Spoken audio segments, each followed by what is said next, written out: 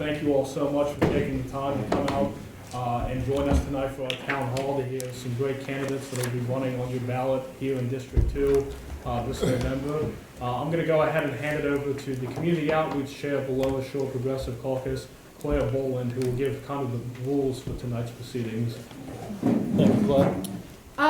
Okay, so we're going to start from the very beginning. We're going to have the floor open for questions, but we also have some pre-submitted questions from people that couldn't be here, and I'll be mixing those in. We'll actually start with a pre-submitted question. And then for the rules of the panel, every candidate will have 1.5 minutes to answer the question and will be shown a signal by Connor. Connor, can you raise your hand, please? In the very back. One hand will say you have 30 seconds left, and 2 hands will tell you you need to be done. Can we start by asking each candidate to state their name, the position they're running for, and where they live? Also, if everyone could please silence your phone now. There's always one person. Make sure it's not you. So if we can start with you. Yep. Hi, I'm George Demko. I'm running for the Board of Ed. I'm an at-large candidate, so I would represent the whole county if I'm elected. Good afternoon. I'm Dr. Bonnie Ennis. I too am running for one of the at-large seats for Wicomico County Public Schools, and I am a lifelong resident of Wicomico County. We should tell you that you can vote for both of us. Yes, There are 2 there's at-large. 2. One of 2. And I'm Karen Miller, and I am running for the seat in District 2. And I'm not a lifelong resident of Wicomico County, but it is my home, and my children graduated from school here, and I taught here. And so I have a vested interest in our schools. Hi, everyone. My name is Megan Outen. I'm running for Wicomico County Council at Large. I am also a lifelong county resident, currently residing in Salisbury. I'm Ira Boda. I'm the Vice President of Salisbury City Council running for Wicomico County Executive. I live in Salisbury and have lived on the Eastern Shore for most of my life. Okay, so I'm going to start with a pre-submitted question, but to ask a question, if you just raise your hand, when asking the question, please state your name and what candidate or candidates you would like to answer. Please remember that the candidates only have 1.5 minutes to answer, and you may ask one follow-up question pertaining to your original question. So if they say something and you want them to clarify or anything like that, you can ask them to.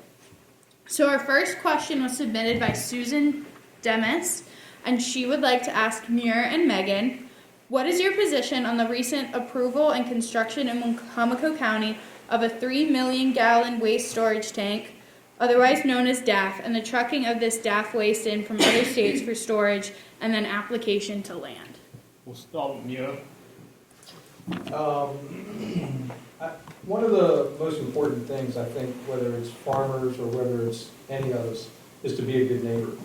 And, one of the things I do talk about is property rights and protecting each other's properties, but it's what you do on your property and how it affects your neighbor. That's the issue we have here.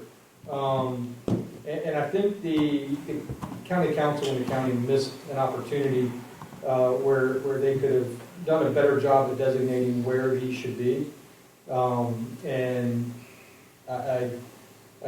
it doesn't fix the current problem with the one that's affecting people's quality of life, where they can't even enjoy their back porch on an evening when this thing is raging. So I think there is a missed opportunity here to address it and then put it and then place these in the proper location. Thank you. And Megan? So I actually agree with Mr. Bodo over here. I think from the beginning, an issue with language is definitely what happened here at the county council. Some of the language when it comes to zoning policy definitely should have been addressed from the very beginning.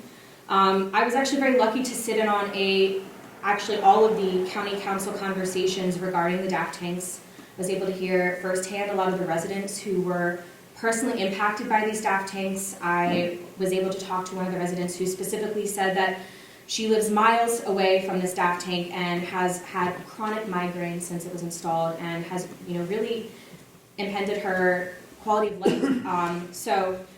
Just to agree there, this is something that should have been addressed from the very beginning. I think that the time frame at which the county addressed this has a major issue. 3 years is far too long. A lot of our stakeholders in the county, a lot of our residents felt very frustrated that their concerns were not being addressed, not even just at all, but in a timely manner. So thank you.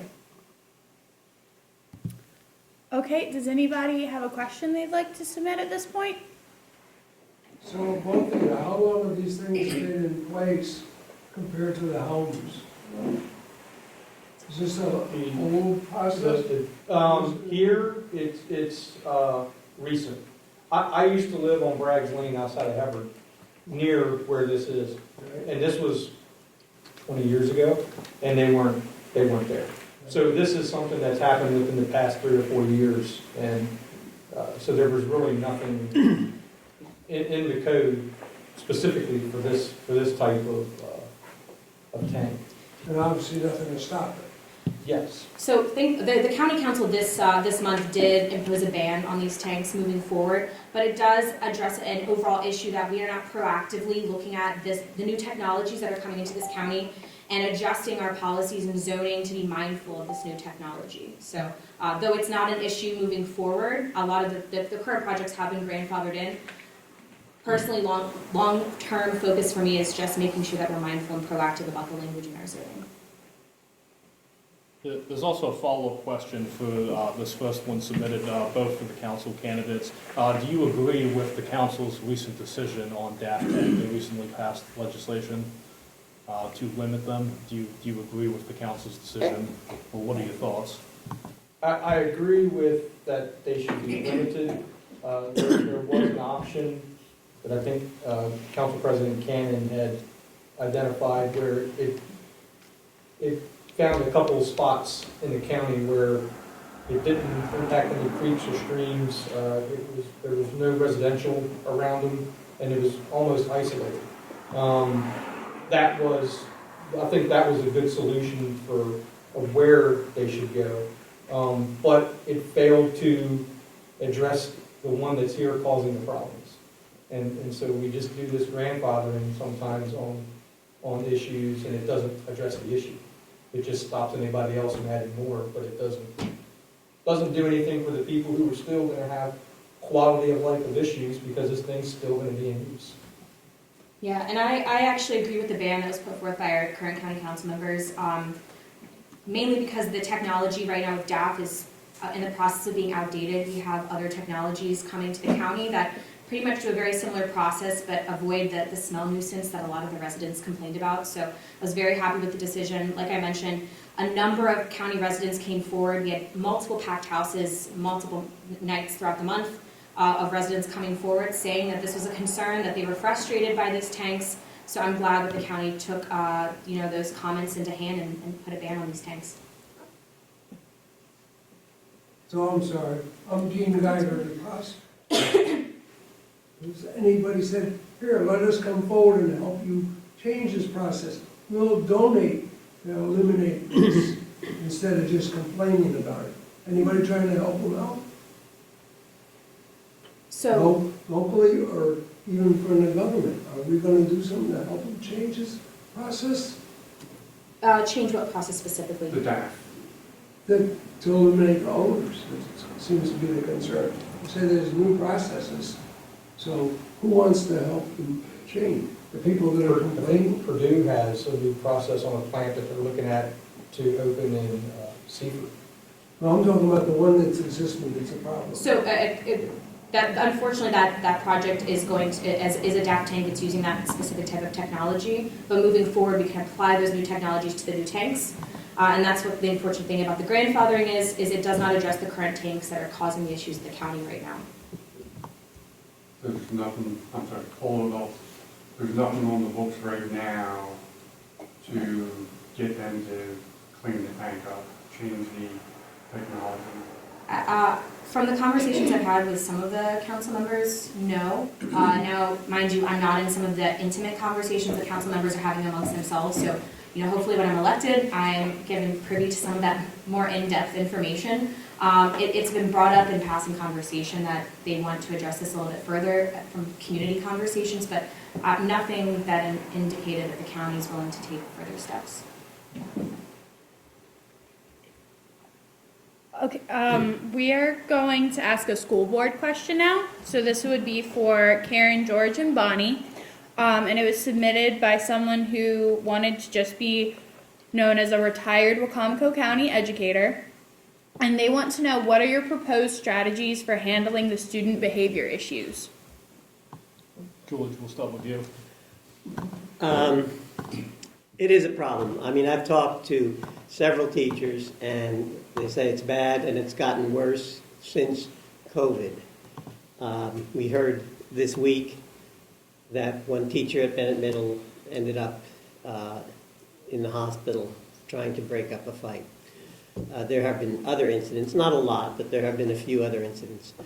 We have SROs in all the middle schools and all the high schools, but the SROs can't be everywhere, and I don't want them to be everywhere. I think the first thing I would do, and we may try to do this even before the election, I think we're going to try to sit down with a group of teachers and get their suggestions, because I hear the teachers complain, but I haven't really received suggestions. Perhaps, I don't know, a panic button that would get some help there quickly. I don't know, I don't have any answers, but I think if we sit down and discuss it with a group of the people involved, and I'm not talking about the administrators, because the complaint I hear is that they don't get administrative support. So I'd like to sit down with a group of teachers who are affected by this and see what their suggestions are. I think the first thing that you have to consider is what is causing the behavior. Is it a mental health issue? Is the behavior something that needs to be addressed with mental health, or is it an issue of true chronic behavior problems with the students? I see at the elementary level that there are several students who have not yet recovered from that isolation of COVID, and they are still struggling with how to behave in an instructional environment. I see at the middle school level those students who are still struggling with being held accountable within a classroom for their work. And I see at the secondary level, the behavior is caused because they're not being held accountable for attendance. And so those attendance issues play into it. So I think before you can come up with a plan, and there is not a one-size-fits-all for this, is you have to determine from where is that particular issue coming from. Is it mental health, or is it a chronic behavior problem based on the isolation and based on the fact that these students have not yet reacclimated themselves to an instructional environment? Thank you. As a middle school math teacher, I can tell you that behaviors, and this is borne out by the If we could just let the tone, okay, good. and this is borne out by the figures that Dr. Stauffer shared at the beginning of the year. Discipline referrals start to rise in 5th grade. They reach their peak in middle school, and they don't start to come back down until after 9th grade. So the grades between 5th and 9th grade are peak referral times for students, peak disruptive behavior time for students. I think if you talk to any middle school teacher, we already knew that. We've been saying that for years. So definitely we need some kind of program to address it. Things that we've done in the past haven't worked. Many times teachers feel like administration pushes it under the rug to avoid having the numbers. And then there's the fact that Wacomico County was sued by the Justice Department for how we handle the behavior. So we do need to take a long look at what is causing the problems. And it needs to involve bringing parents into the school and getting them more active and providing more health care for the students. And that's something that we are starting to do. We are starting to get more money for social workers and mental health. But it's a big picture, and we need parents on board to help with that. as well as teachers. Sorry. 2 hands. I know, I saw those. Go ahead. Just, I would like to remind the panelists and you over there, this is a place where you're going to need to speak up. They have acoustical tiles, and it's a firehouse, and I would like to hear what you have to say today rather than watch Tag 14, because I know they're getting it. Sorry. Thanks. We'll keep that in mind. Does anybody have any follow-up questions or separate questions? And if you think of one at any time while we're asking other questions, just raise your hand. Okay, a number of people have asked this question for everyone, and it is, will you accept the results of this election? We'll start with you, George. Yes. Yes. Yes. Yes. Yes. Perfect. No controversial answer. There we go. Any follow-up questions to that? Any questions from the audience? Go ahead. I think it's for the council, but if I'm in the wrong ballpark, let me know. Okay. There's a lot of trailers out here, abandoned trailers, people living in trailers. I thought it was a 3-month limit. What's with all the abandoned trailers and how do we get rid of these things? To be honest, that's actually the first time I've heard of this, and I'd love to deep dive into it a little bit more with you, maybe separately after the Bicycle forum. ride? Yes, please. And that's what I'm loving about this. My campaign has been very, very transparent about where my expertise is, but a lot of what candidates need to do is engage with the community, because you guys are at the forefront of a lot of what's happening, so I'm really big on communication. All of my literature has my phone number and email address, by the way, so please take it in the back, and if there's anything that pops up, before the election, after the election, regardless of if I win, reach out to me, and I'd be happy to work with you and help, tackle some of these issues. Right, I have one on my road and I just left, and so there's nothing going on. It's an eyesore, it's obviously unkept, there's garbage, needs to go. Mm-hmm. I know about 10 others. Is this on a specific lot, or is this just on? So it's not on the side of the road, it's in a lot specifically? Correct. Okay. So are they hooked Along with up? a tractor trailer truck body, which I understand we're not supposed to have either. Those need to go too. But it looks like people either buy a lot or just find a lot, and they'll move a camper in.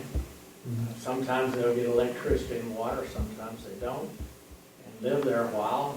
When they get tired of living there, they disappear. One of the things that is missing from the county, and in the city, we've done this. First, I would bring back what's called a public information officer, which was an individual whose job was to basically be the communication liaison between the government and all the communities and towns around the county.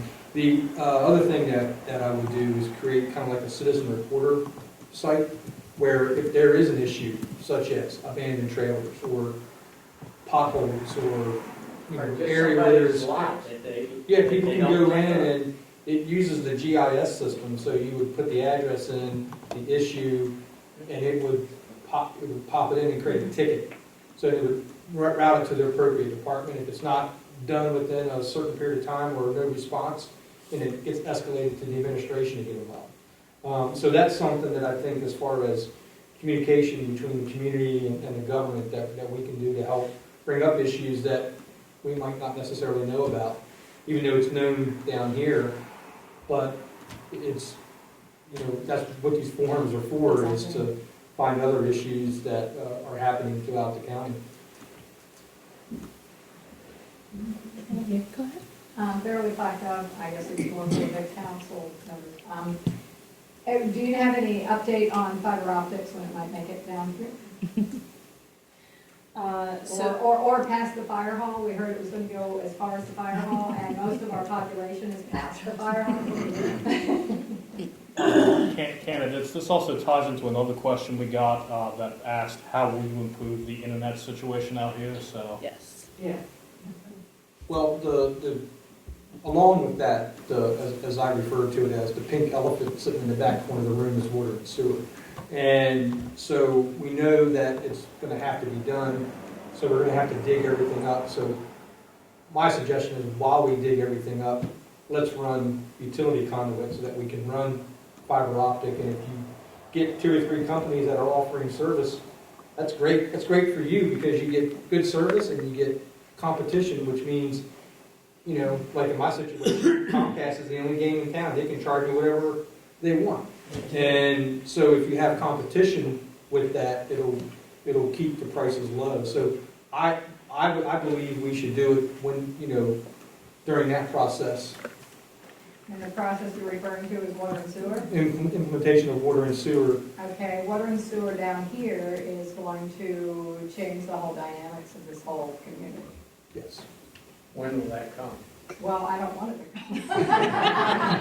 Well, you're going to be in a situation where if you try to go sell your house or your property and it doesn't pass, that's what's happening now. People are trying to sell their properties.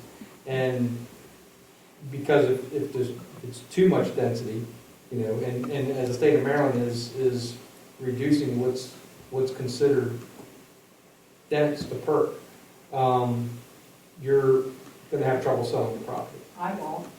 Well, I mean, if you have plenty of land, but in some of the other areas, they're not in that situation. Right. My feeling is the rest will have to suffer, so. And you think we're all gonna have to pay the burden for this price-wise, taxes?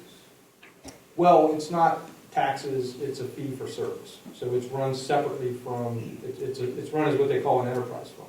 So everything that is all the grants, all the funds that go to operate the water and sewer, it's all run in a separate fund by itself. Will almost like everybody it's be a- required to look in? Only after you fail. Yeah. Yeah. Once things start failing, then they will. Or what'll happen is the health department will condemn the property. There was a question in the back and then a question over here. Can I say something about the communication system? Sure. It's my understanding that the county has signed a contract with a company called Talkie Communications, and they have begun building internet access on the east side. So within the next year, as I understand it, they will be building that system on the east side, and after that, they will come to the west side. Some people were opposed to this Talkie Communications and very nervous about them. They wanted Shop Tank to do it, but the council made this decision, is my understanding, and it's going forward with that.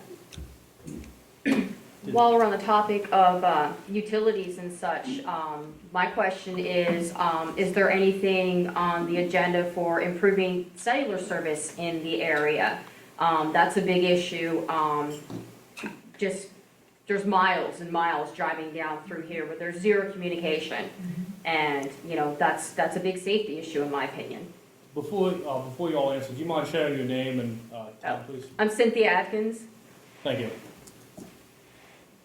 Yeah, so this kind of combines into this big broader question that I've been raising throughout my entire campaign of updating our infrastructure. So that is broadband, water and sewer, internet access, cellular access. There are a lot of areas still in this community that are just deserts when it comes to resources like that.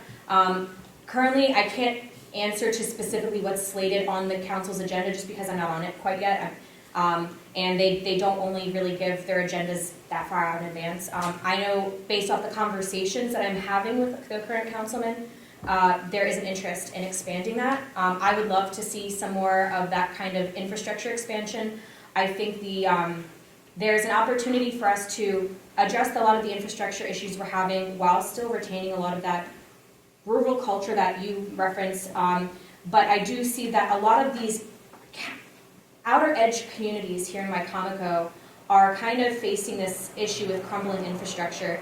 And there's a way for us to make sure that you guys are getting the resources that you need so that we can continue to thrive in this community and continue to have long-lasting, new life flowing into these without it being the metropolis that I feel like some of you guys fear coming out this way.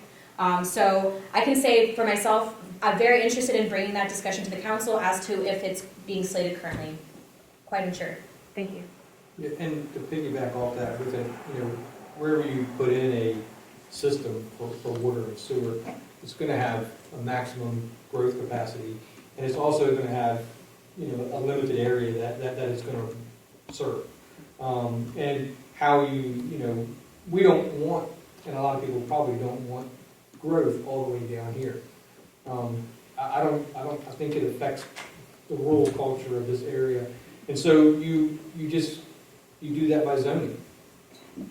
You set it up to be zoned a certain way, and that's, we're not gonna, there was fear with running water from the city of Salisbury out to the airport, that now we're gonna have all this development along there, but we explained to them, it's a closed line.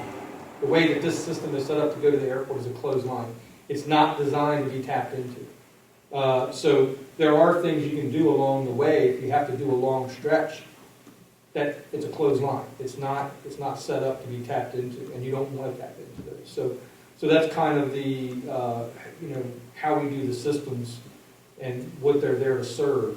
But the other issue with it is the fewer people you have on the system, the more it costs to each of the users. So that's the only other thing when you have to do it. So. We had a question over here. Yeah. Hi, I'm Peggy Lafferty. I have a question for everyone, a little different, more general. And I know that you're not in the positions right now. And aside from you being re-elected in the future, how will you be accountable for your position? So my question is about accountability, and how will you be accountable aside from, like I said, us re-electing you? How do you see yourself being accountable for your position? I guess I'll address that first, if that's okay. I think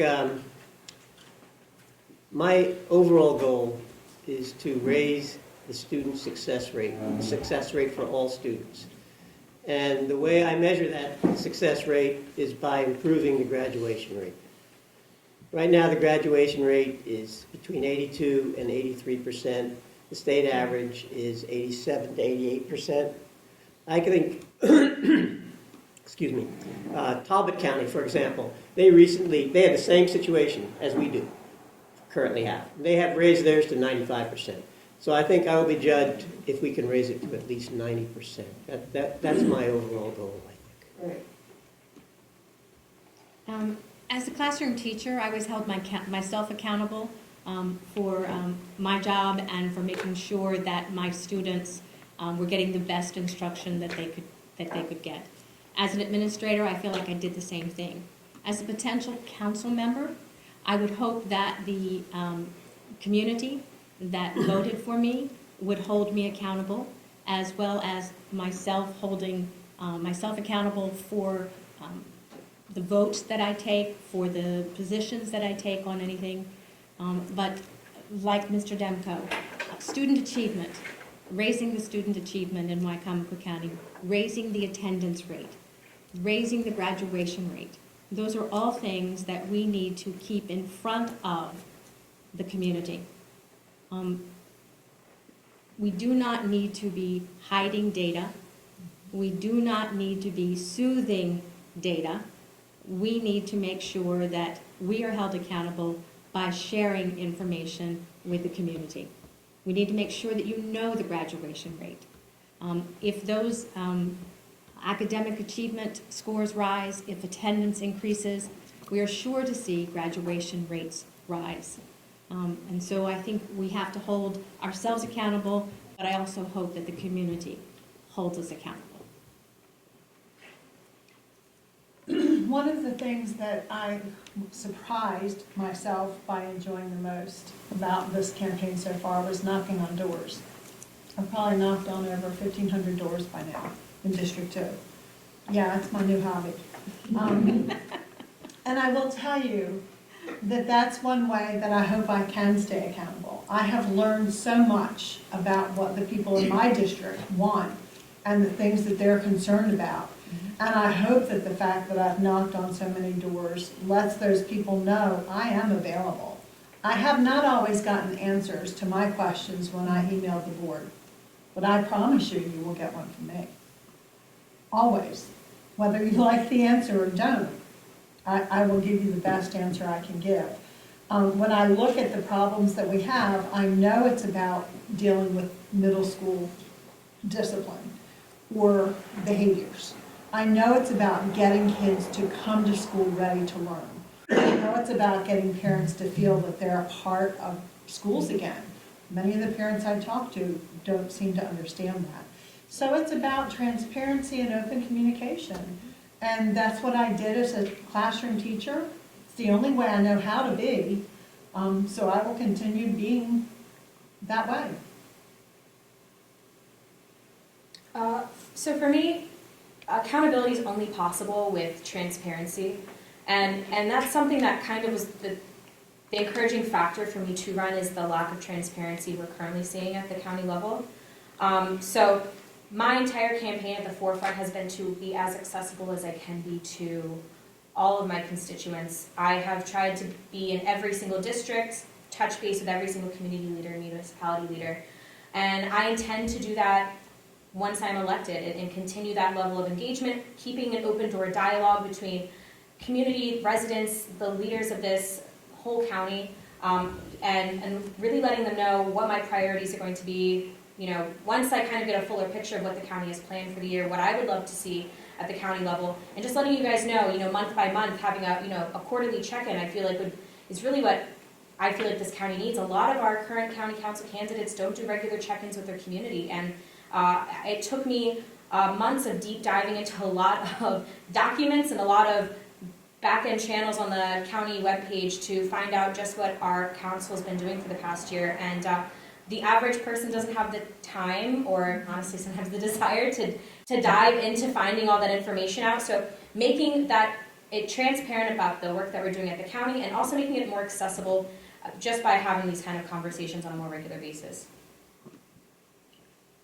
Yeah, and I agree with everyone here. I mean, it's about communication, and it's about the county regularly having forums like this, whether it's an election year or not. That's critical to hear directly from members of the community. And the other piece is she alluded to it. The county website is horrendous. Try to find something on there is and I don't even know where. I guess you can find it occasionally. Is the briefing book. So when we put our agenda up, it's the entire briefing book of everything that's in there.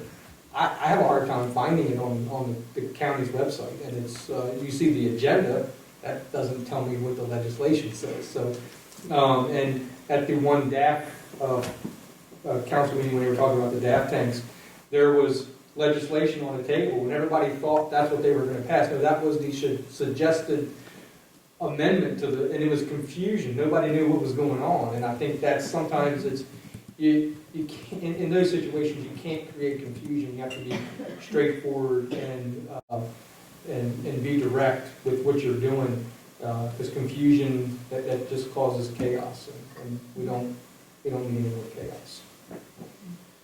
Before we jump to the next question, one thing I'd like to say on behalf of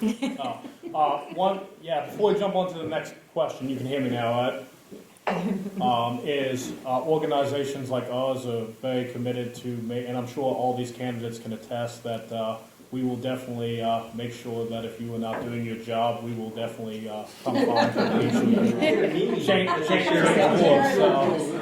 So our organization isn't just showing up to Bodval to do this town hall and then never coming back. We definitely, if there's any issues and ways we can be helpful, because sometimes the candidates need a little push, and we will gladly be that push. I'll take over your meeting now. Yeah, I saw a hand here. Oh wow, there's 3 hands. Okay. Okay. On the issue of the website, who runs the website? The county website? The IT department. Which I think the IT department. Yes. which I think goes back to Mira mentioning a public information officer would be fantastic to have. It would just ease that communication line and just break down that barrier that's currently existing between the community and the county government right now. Yeah, it was a great website 15, 20 years ago. But things have changed on the internet since they developed it, and I think there's some better, more responsive formats to use. Yeah, so how many people are in the IT department, you know? I think there's like 4 or 5. Who do they report to? The IT director reports to the county executive. Okay. Who's the IT director? Offhand, I don't know the name. I know that Bill Garrett is the guy for the city, and he's great. So maybe I'll bring him over. Or maybe I shouldn't say stuff like that. There are many county vacancies, as you probably know, so they may not even have an IT director at this point. Who knows? That's just. Did you have a question? I do. Okay. So, for those who don't know me, which is all those people up there do, and some of you out here do, I'm Cal Nagel, and I am not a native of the Eastern Shore, but I have lived here 44 years, which is more than most people who live in Wycomico County now, because they're all under 44. So, I was president of the Wycomico County Board of Education from 1984 to 1995. We've got a few things done. I occasionally wandered into classrooms and intimidated teachers. I won't say who they were. I should interrupt and say that his child was in Bonnie's class. Well, At the time when he was in 5th grade, he's now old. Bonnie. Anyway, and full disclosure, I'm George's campaign. Poor George. So, my biggest thing in 11 years, president of the school board, and the 2 years I was an outside agitator, was getting adequate funding for our schools. It was a problem then, and it's a problem now. At the county executive forum held at Holloway Hall a couple of weeks ago, one of the candidates for county executive, who shall remain nameless, but she is a teacher, supposedly, said you can't solve problems by throwing money at them. That is a conservative saw I have heard forever, and I have responded the same way every time. When problems need money, you can't solve them without money. Now, first for the school board candidates, and then for the county official candidates, we are about to receive an influx of a lot of money, so-called Kerwin Commission money. So, school board candidates, what is the best way to use the money now? County council and county executive candidates, will you support proper spending and meeting maintenance of effort and doing what is financially necessary to get the improvements in our schools that we need? Nice speech, huh? Want me to start? Go ahead. Yes. So we have as you probably know, in this county we have a 2% revenue cap. That means the revenues cannot increase, as I understand it. It's very complicated, but as I understand it, that means our revenues cannot increase more than 2% any budget year. Okay? It's not a tax cap, it's a revenue cap. So if it doesn't increase more than 2%, property values increase more than 2%, your tax rates go down, which is good, but it doesn't help the school situation. Sometimes we haven't even funded up to the 2% revenue cap. And we may not be able to get rid of that 2% revenue cap. I wish we could, but it's probably not politically feasible for the county council. I don't know, but we have to at least fund up to that revenue cap, and sometimes we haven't. What I would do with that money, there are 5 different categories within Kerwin. It's called the Blueprint for Maryland's Future. If you want to look it up online, it's a very detailed blueprint. I can't remember all the details, but I think the highest priority in there is, 2 things. Pre-K, expanding pre-K for all day for 3 and 4-year-olds, and also expanding CTE opportunities for students who otherwise would drop out of school because they don't think they have a future in high school. CTE is, what's it called? Something in technical education. Career and technical education, or career pathways is another term for it. So I think the 5 pillars of the Maryland Blueprint are very specific on how those funds can be spent. And as Mr. Demko mentioned, the pre-K, certainly full funding for our pre-K enrollment, our students are, but you have to remember, when you add a classroom, you have to find a classroom. You know, you can get a teacher, you can get materials, but you have to have some place to put those students. And so I think that while we have this funding coming toward us, it is not for building schools. It is for science of reading, which is looking at reading through how the brain learns. So that is a sort of it's a small shift for Wycomico County, since some of those pieces were already in place. But looking at the science of reading, funding for that through the Blueprint, funding for the pre-K, funding for teacher professional development. The funding from the Blueprint is very specific. And yes, we do have a 2% revenue cap in Wycomico County. However, there is a way that the 2% revenue cap can be exceeded for education. And so what I would like to know is would our county executive, would our county council be open to exceeding that 2% revenue cap for the purposes of education, should that need arise? In the 20 years that it's been in place, it has not been exceeded. Yes, sorry, I'm done.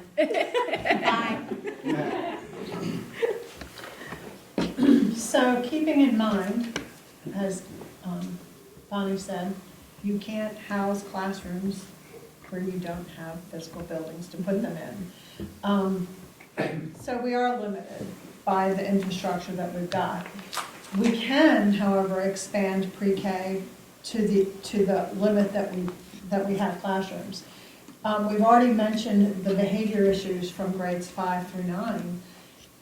So clearly that's an area that if we can reach those children, we can make huge strides. If we can reduce the behavior problems, if we can increase the attendance rate in that group right there, you're going to change graduation rates. Because once kids start getting in trouble, they start getting suspended, they start falling even further behind.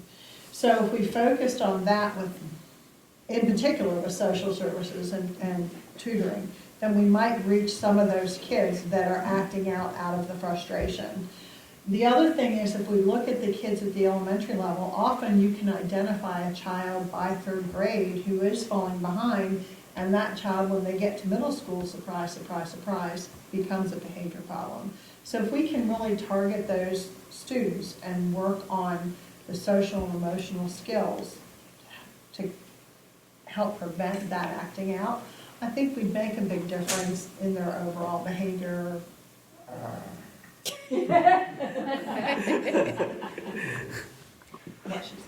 It's a big topic in such a small span of time. Yeah. I've seen these guys talk on this topic for 30 minutes and still not answer fully the question. So Cal, your question specifically for the county council was, would I support their budget specifically? Absolutely, especially if these 3 make it onto the board. Like I mentioned, The budget will be lower if these 3 don't. I'm a big fan of following the experts in their field. I know where my roadhouse is, and that's really an environmental policy and government work, and very little from the environmental sector. So if these guys are telling us the resources that we need here in the county, absolutely going to listen to them. I will also have hopefully a fantastic relationship with the current county executive, and kind of having full-on discussions about what I can do at the county council to advocate for the Board of Education and what the county executive may need from the county council to get that through. So the way that I view the role of the county executive is your main job, day-to-day job, is general services. The day-to-day operations of the county, parks, roads, that's the main role. It's not the job of the county executive to micromanage the Board of Education. We have a duly elected school board. That's their job. The job of the county executive with the school board is partnership. it's defining and finding out what are the needs, what do they view the needs as? And it's, the revenue cap, it's been a blessing and a curse. I think overall, why we have it, it was, taxes were raised 14%, and, I know people up in Talbot County that had a similar situation who for generations lived near the water, and then all of a sudden, their tax bills are extraordinary, and I know people that lost farms and lost, what was it? Wow. Right there. That's, so, sorry. So, I think revenue cap overall is good, but like they said, there is an exception that can be used when education is necessary. And and I think that's where you partner with the Board of Education and the County Council and get consensus when we have to do it. And we might, if you look at That's time. teacher salaries. Like you said, big issue.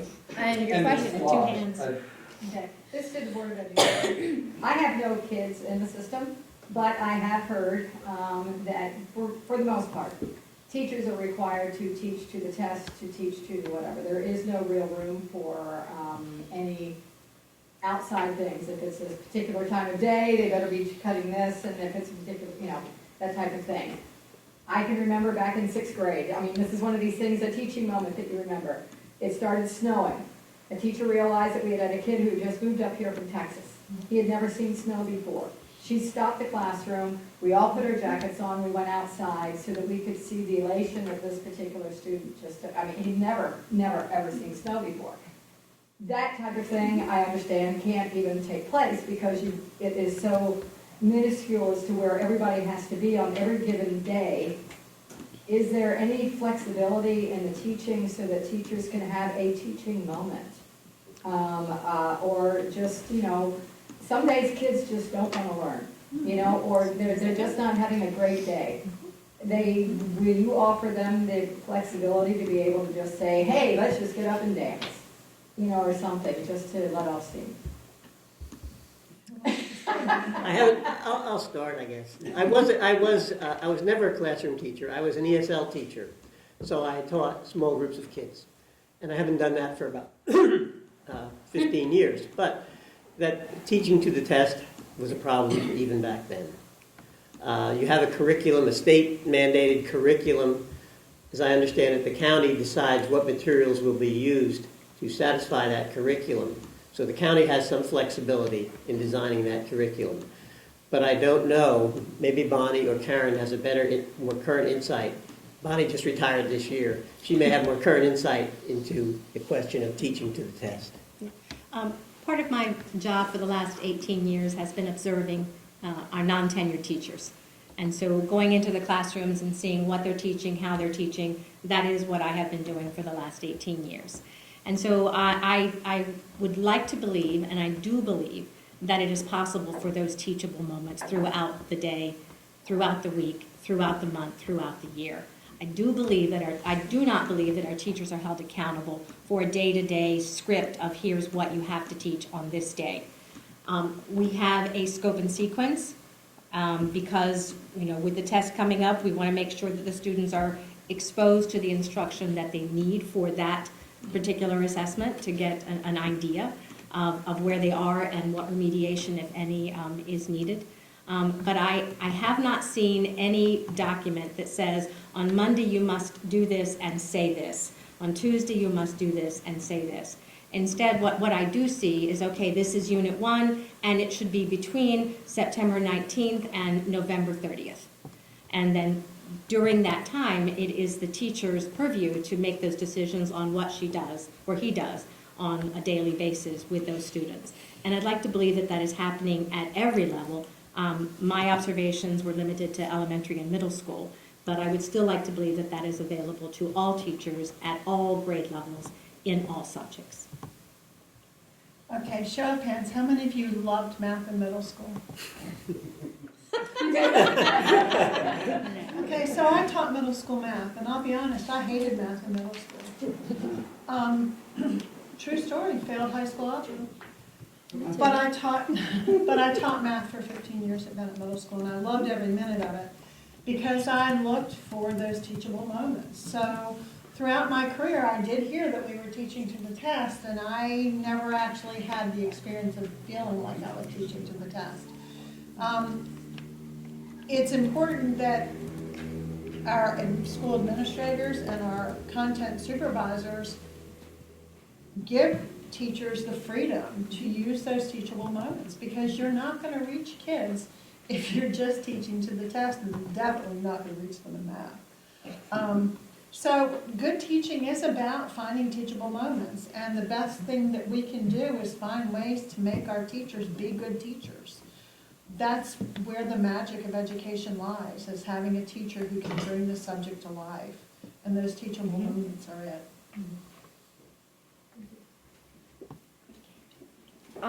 Okay.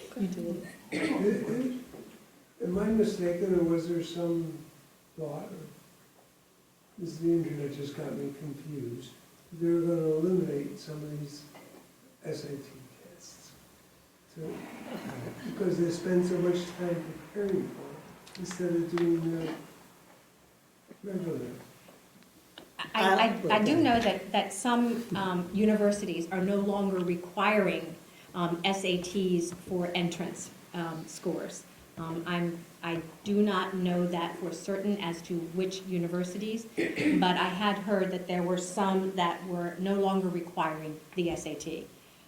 For us, we still administer the SAT. It is strictly, one of those things that is voluntary for the students. And so I can't say for certain who is eliminating it and why they're eliminating it, but I had heard that some universities were no longer taking that score. I am still Cal, still doing this, still being one. Following up on just one point that Mr. Bowden made about talking to the county executive. The county executive does determine the budget for the county's contribution to the school board that will go to the county council, which can't increase it, but can decrease it. Some people are not aware that the Wycomico County Board of Education and its superintendent of schools do not report to the county council at all. They are agencies of the state government. They report to the State Board of Education and superintendent. Isn't that interesting? So we can blame those guys. Now following up on something that Karen started on but ran out of time. Not you. And I'm taking your time now. She alluded to using some of the Kerwin money to look at the social and emotional needs of the children who are getting into trouble, who are progressing to fighting the disciplinary problems, being suspended, dropping out, and becoming, school shooters or whatever when they're 20. So some of your opponents, who I won't name, are using the phrase SEL, social emotional learning, as some sort of bugaboo, which we should be opposed to. They say, oh, it interferes with the parents' responsibilities, and we have all these kids at home who have one or zero parents in the household, parents who are busy working, parents who have whatever problems they have. Everybody has problems.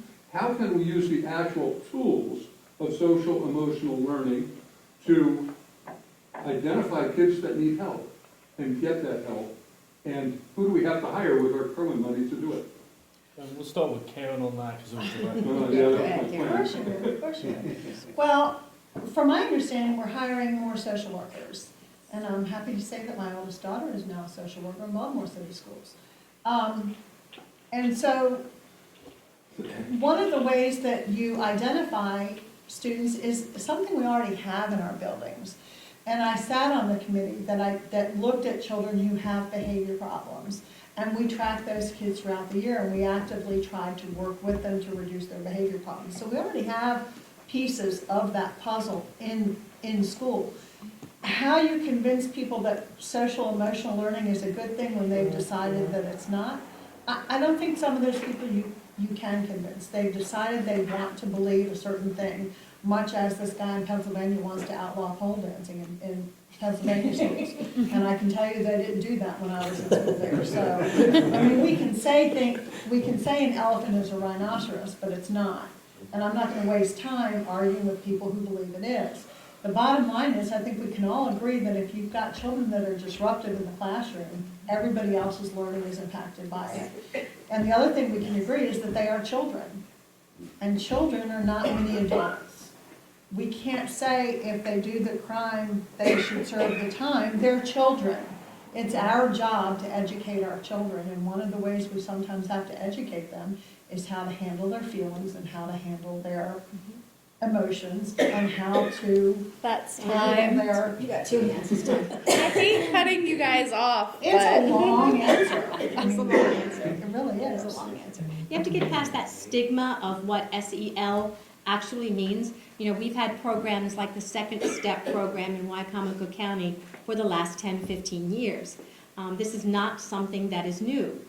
What is new are the number of new problems that have escalated, and I hate to keep blaming the pandemic, but I'm going to blame the pandemic for the isolation that our students felt for those 2 years. And so we have hired additional social workers in Wycomico County. We have hired additional pupil personnel workers in Wycomico County. We have hired additional guidance counselors. But I do believe that we need a district approach to this. The schools need the district's support. And so if perhaps a district team of social workers and guidance counselors, community, whatever the case may be, that could then meet with the school to determine the needs of a particular student or the family itself and what the district can help the school with, so that it doesn't just fall on the individual schools for their issues. Got one hand. So this is not a new phenomenon, social emotional learning, nor is it a harmful phenomenon. You know, they've created this seemingly new monster, and turned it into this seeming monster. As I said at a previous forum, I taught 15 years ago, 3rd or 4th grade, we had a little reader for the kids, involving the friendship between Jackie Robinson and Pee Wee Reese. I was a Brooklyn Dodgers fan as a child, so I really loved that book. But it was about how Pee Wee Reese, who was the captain of the Dodgers, befriended Jackie Robinson in his first year in the major leagues because he knew he was not going to be able to survive in some of these hostile environments. So it was how this friendship formed and how it developed and how you could have friendships between, you know, different groups. And I think that's a perfect example of what social emotional learning should be. And I don't think there's anything wrong with it. On that topic, we have received the question, how will you address the rise in extreme ideology trying to influence the school board? For instance, banning books, culture wars, CRT. Knew it was coming. Could you say that again? Sorry, okay. How will you address the rise in extreme ideologies trying to influence the school board, such as banning books, culture wars, etc.? Those are multiple questions. I guess I'll start with CRT. Let me start with banning books. Okay. I'm against banning books. I think parents can ban books from their kids. I'm not in favor of schools banning books. Different kids have different needs. And, but, you know, when my kid was a 10-year-old or 12-year-old, I can't remember, I found a Playboy under his bed. And, you know, I took it away from him, but in retrospect, maybe that wasn't such a good idea. I don't know. But anyway, I think parents are the ones who can, parents and guardians, I should say, because not all of these kids have lived with their parents. They may live with their grandparents, they may have lived with guardians. But I think those are the people who should be responsible for what their children read, not the school system. As far as CRT, I don't think it's an issue. I think we're a great country, we have a great history. We need to teach all of our history. We don't need to be ashamed of it. It's not about blaming anybody. It's about presenting our history honestly. Germany's been doing this since World War II. They have a horrible history, as you know, and they've been teaching their school children about that history since the 50s. And so they're not ashamed of it, and we're not here out to shame anybody. We're just out to, present our honest history so that somebody said, if you don't, how does it go? If you don't study your history, you're damned to repeat it.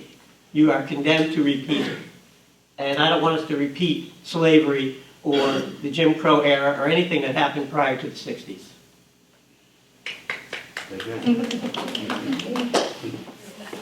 Good news is that in Wycomico County, we already have a procedure for approving and for reviewing books that are questioned. We have a procedure. It's in place. And so the idea of banning a book because it approaches the sensibilities of someone, that should not be the reason to take a book out of a media center. Our students have access to the internet. Let's just soak that in. They have access to the internet. And we have a process for for reviewing books, for putting books in, for reviewing them, and I think that that is enough said on that.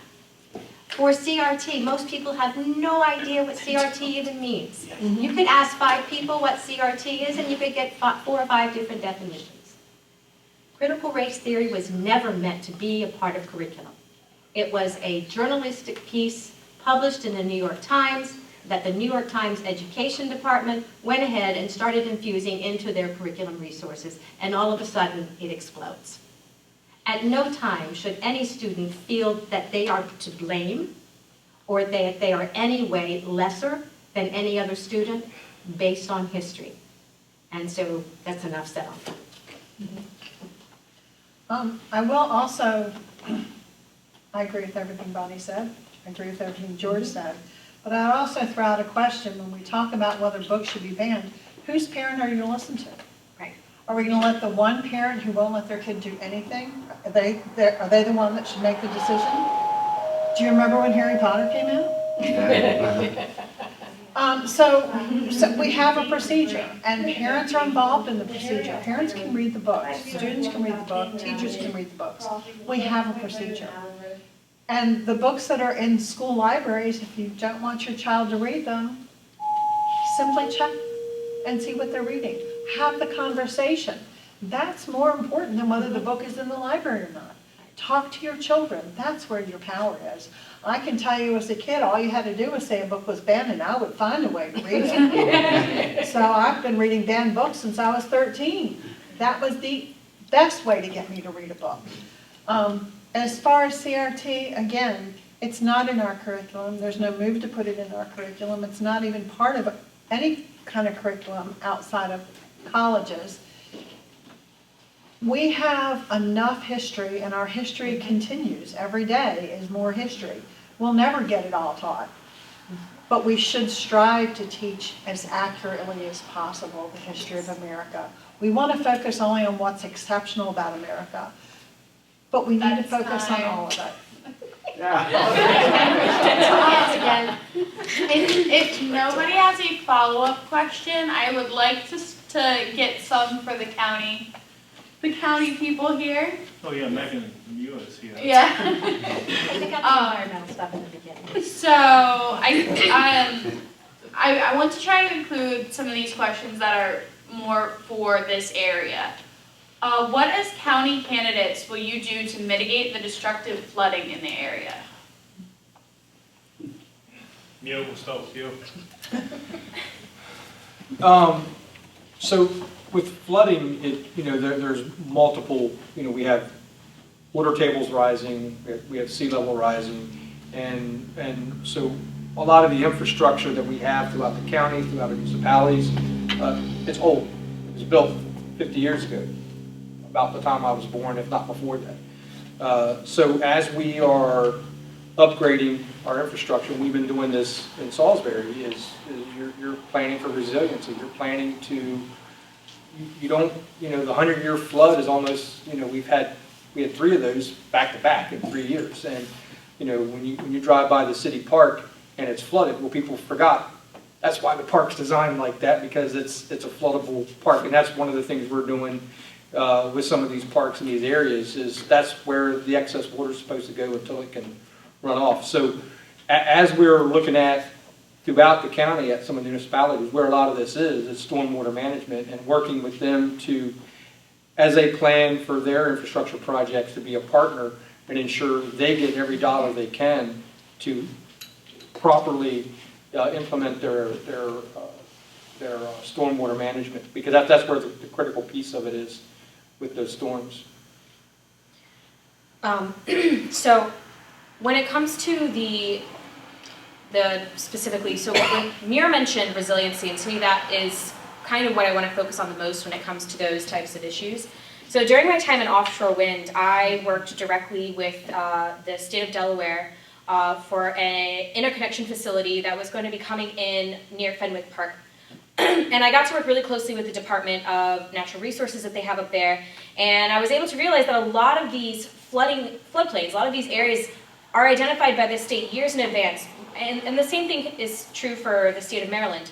A lot of these areas that we are going to see a lot of 50 years, 20 years down the road disappear, that's already been mapped out. We know what's going to happen. So what we can do is bring the resilience into the planning at the county level, which means making sure our infrastructure is prepared for that type of flooding, making sure that our buildings are going to be up to code in that region, making sure that if something's been identified as, say, a transitional wetland area, that no more development is going to be put in that area, because we know what's going to happen with that region. So at the county level right now, I see it as we're only looking for 10 years down the road. I want it to be 20, 50 years down the road. We're looking at a long-term resiliency map, so that way our residents are protected for when these floodings really start impacting the residential areas. Any follow-up questions? That's perfect. Our next question is again for Megan and Muir. There's a question in the back there. Oh, I'm so I have sorry. a question. It's not a follow-up question. Oh, okay, that's fine. Okay. This question is from your Peggy Lockery again. I understand you are the not you, but your position that you're running for is the budget guy. So you're the money man, so to speak. So I guess I have a twofold question. One is, what is your experience managing budgets, and how will you decide where the money for the county will go? So 7 years on the Salisbury City Council, so I have 7 years of experience with government budgeting, being a part of that process, fighting for things, fighting against things.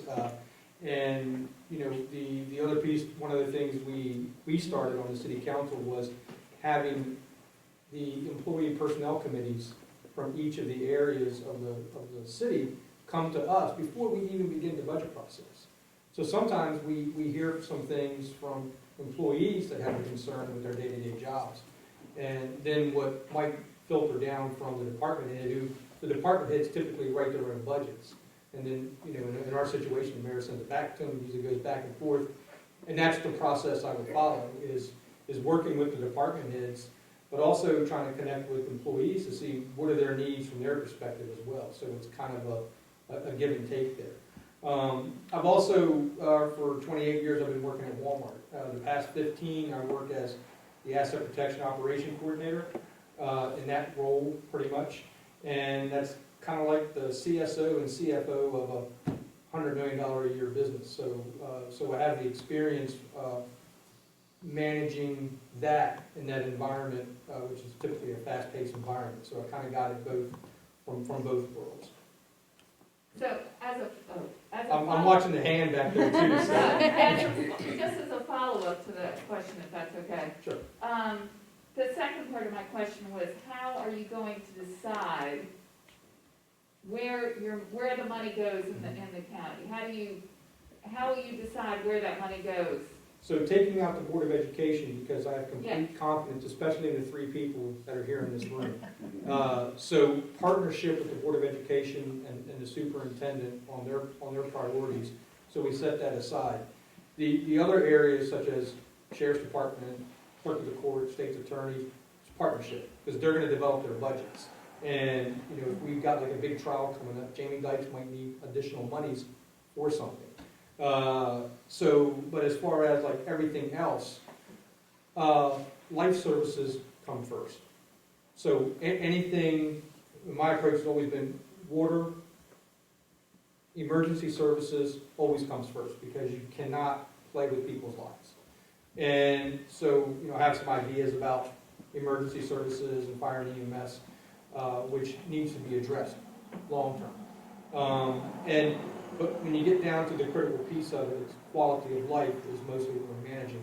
Our parks, our roads, and the other piece I would do is on the roads, we would have a system of rating the roads, worst to best. And you always address the worst road, no matter where it is. So that's how prioritizing funding, when you're talking about roads and stuff like that, you prioritize where's the need the most. And so that's kind of the approach that I would take. Actually, that leads perfectly into our next question. What is your plan to support fire departments and local first responders? Oh. Megan? Yeah, so I have been lucky enough to have been approached by several of the volunteer fire departments in the county. It's become increasingly clear to me that these communities do not feel like they're getting the attention and resources that they need from the county level. First off, I would love to kind of create an open dialogue, as I mentioned, that I hope to bring with me to the county council is really a constant door of communication with all the community leaders, and that is definitely going to continue with our emergency personnel, and making sure that they have the resources that they need, especially because our county relies on these volunteer men to serve the county. We do not really have the budget for a full-time, full-staffed, paid fire department service here in the county. So we're increasingly relying on these gentlemen to volunteer their time, volunteer their services, and each year they feel like they're receiving not only less volunteers are stepping up to take on the cause, but they're not getting the resources that they need for them to deliver quality and on-time services to their community. So to start off, just open door policy, figuring out exactly what they specifically need, and just make sure we maintain those conversations, you know, through the next 4 years that I would be serving. My plan, and she alluded to, you know, the average age of the average firefighter is going up. Average number of recruits are going down. It's a lot to be a volunteer firefighter. It's a huge commitment as far as education, training, and time to serve, because they're required. So there's two pieces to it. First, I would set up a fire services commission, which would include our Chiefs Association, municipalities all around the county, and other areas of community interest, such as Tyaskin, Bivalve, Nanacoke in this area, to be a part of that conversation. And we've got a plan 25, 30 years down the road. What do we expect from fire service? What do we think is going to happen, and how do we get there? The other piece, when you look at EMS, which is the EMT and paramedic, which they are paid, each fire company in the county is on their own, and it's competition. And so they're competing with each other for EMTs and paramedics. And I think it's best if we take a look at the situation and have the county run the EMS piece. They're paid, they receive benefits, they receive retirement. The county manages the EMS billing, which is where a lot of the money comes for the operation. And then we still partner with the volunteer fire companies to do what they do best: raise money, manage the equipment, and That's time. that's time. Are there any follow-up questions? So, separate issue, right, it's a county question. How many county employees are there, and what's the annual budget? There's approximately between 400, 500 county employees. They have probably about 90, 95 vacancies right now throughout the county, and in some critical positions. Budget for the county specifically is probably around $150 million a year. Do they currently have an inspector general or an office of inspector general? No, not really. They do have a county auditor whose job is to like audit services and finances and stuff, so he's independent. I guess maybe that would count as a, Yeah, I didn't know, and that was my question, whether you think it'd be worthwhile having one? Eventually, every county will, but, eventually this county will, but, I don't know if the auditor issues published reports, they're available on their website, I know the auditor sits at the county council meetings. I think when the county executive stopped going to the meetings, that's when they put the auditor in that chair.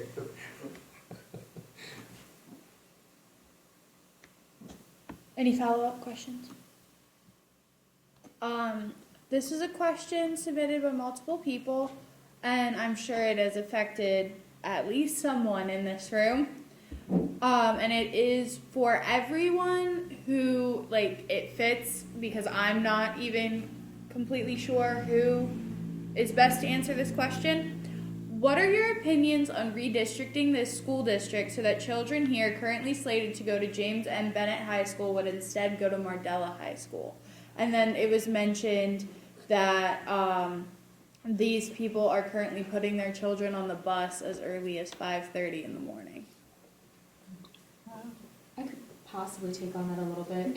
And it's tricky because a lot of this districting really is not at this level here.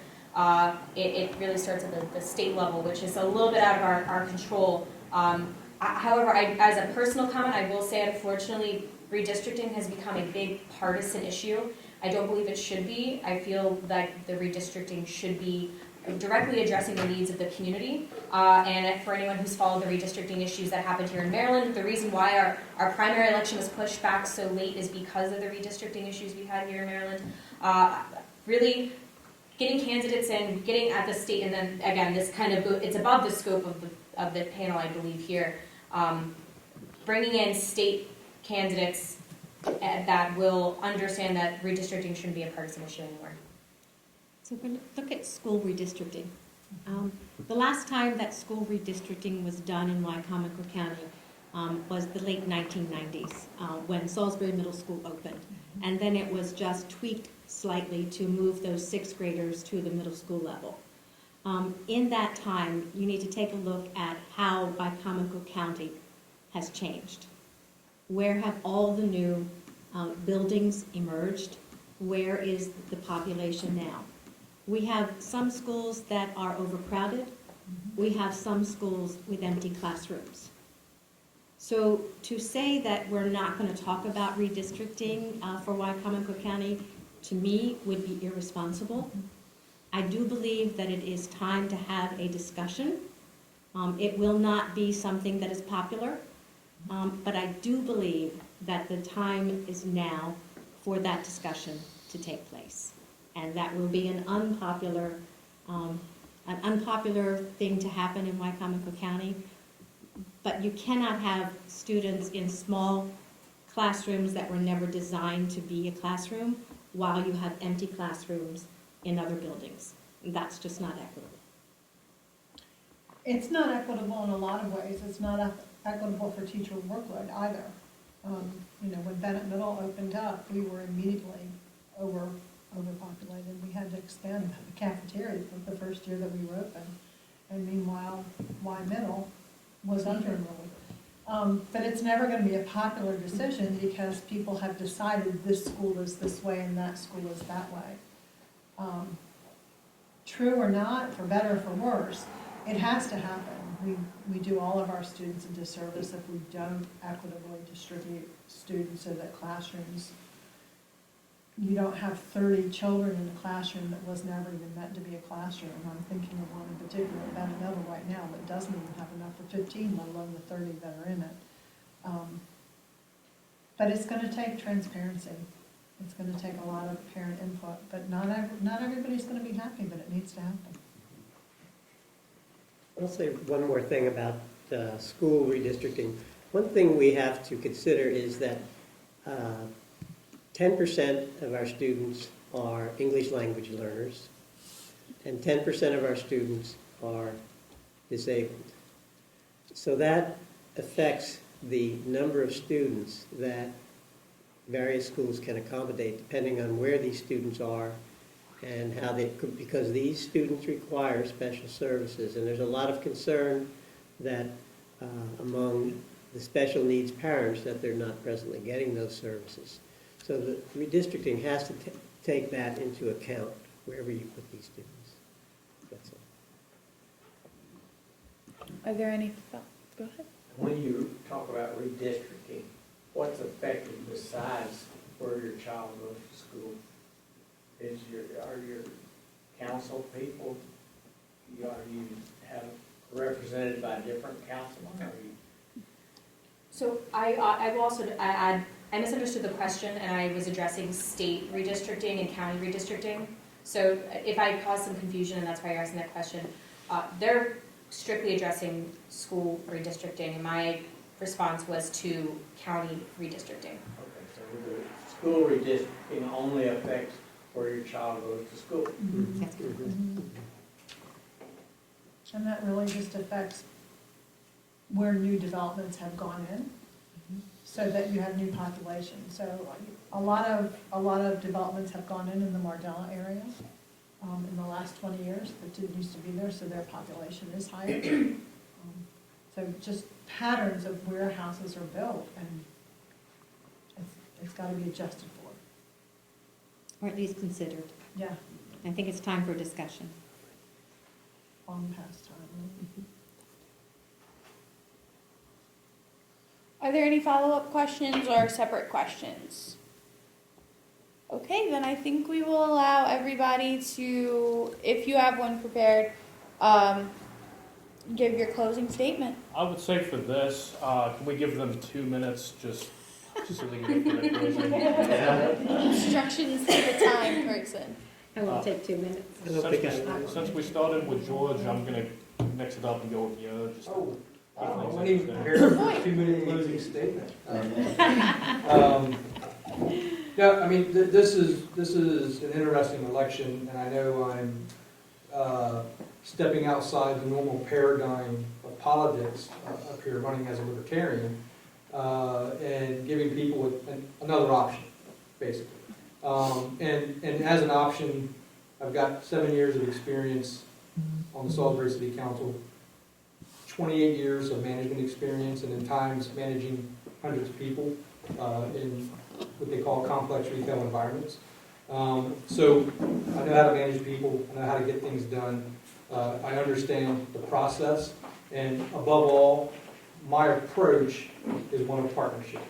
One of partnership with the council, partnership with the Board of Education, partnership with other elected officials that are not directly under the auspice of the county executive. So that's the approach, and the ultimate goal is about serving you, the community. We are your public servants. We're not here for ourselves.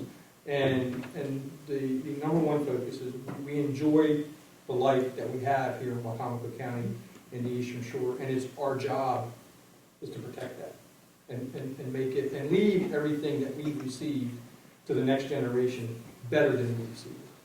So, thank you. No, we're just going down the line? Yeah, Great. just right down the line. So I just want to thank you all for coming out tonight. I personally believe that our county will thrive only when the community decides to take a step into local government.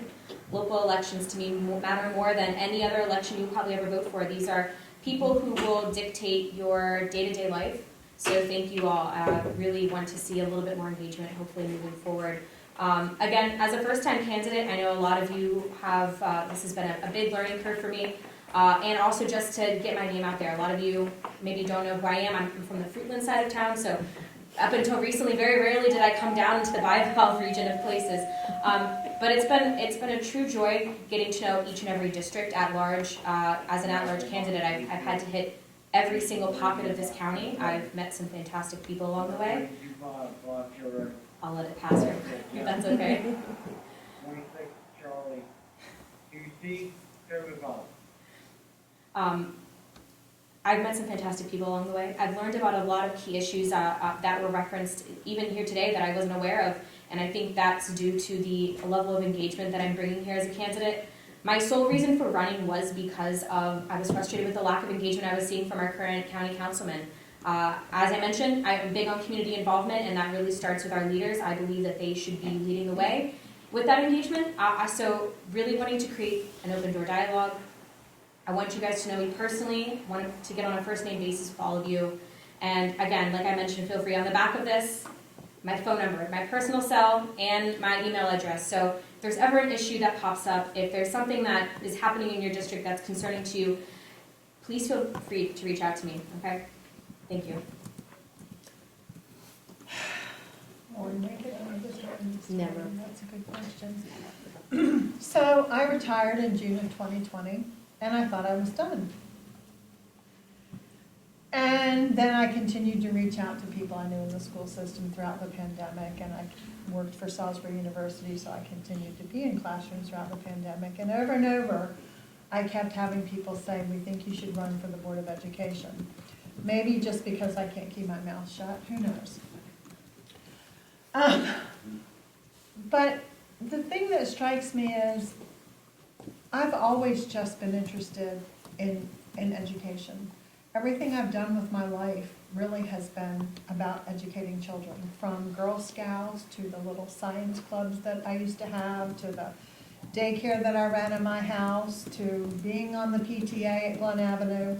It's always been about education. That's my goal. I want to improve education. I've enjoyed knocking on doors throughout District 2. I've enjoyed being down in Tyaskin and Nanticoke and Bival and Fruitland and Eden and Allen. And it's just, I understand what it feels like to be in the outer edges of the county and feel like you're ignored. Because I started my career here at Northwestern, and we felt ignored out there. I had to teach over here off of Nanticoke Road with spotty internet during that first bit of COVID. I understand those issues. But more importantly, I understand that I don't understand everything. I know that I don't know everything, even after 19 years in the classroom. I know I don't, but I'm willing to learn, and I'm willing to listen, and I'm willing to continue talking. Well, until his other hand. So I hope that you'll consider electing me. I hope that I get to work with Bonnie and George, and I hope that I can continue providing a good education for the children of Wacomico County. I know.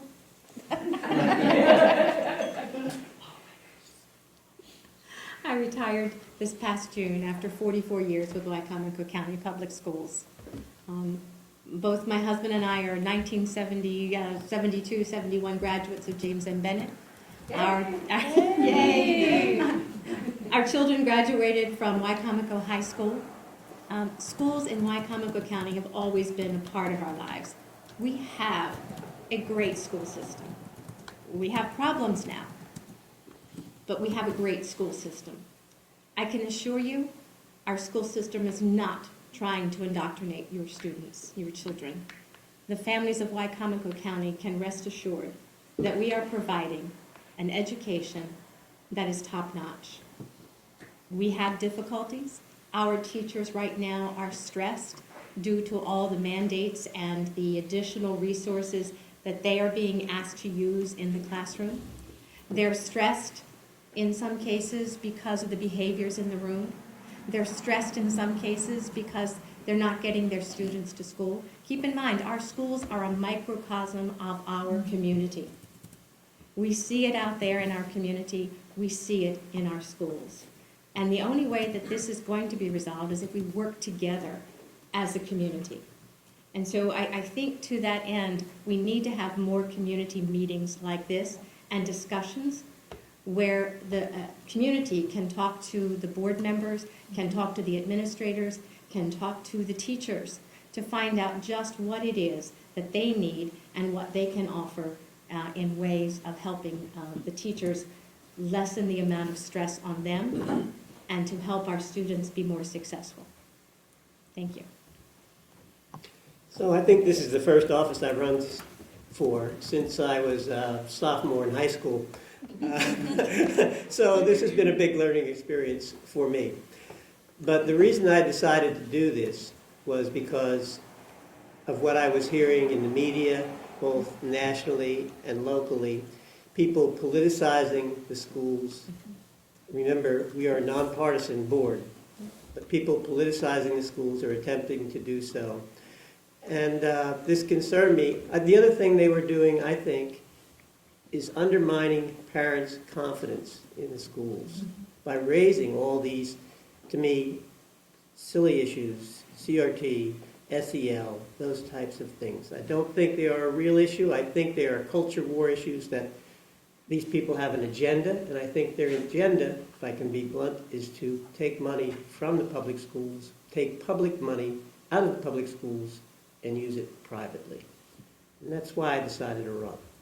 I am concerned about this. I want our public schools to serve all of our students. And to do that, we need the parents and teachers working together. The other thing these groups are doing is they're trying to turn parents against teachers. You cannot have a successful public school system unless the parents and teachers work together. That's what we have to do. I mean, I was an ESL teacher. And if you're an ESL teacher in particular, you have to have continuing contact with your parents, because those kids, you know, they don't speak English, neither do their parents, but you've got to work constantly with them. And so that's what we need to do, get the parents and teachers to work together, not against each other.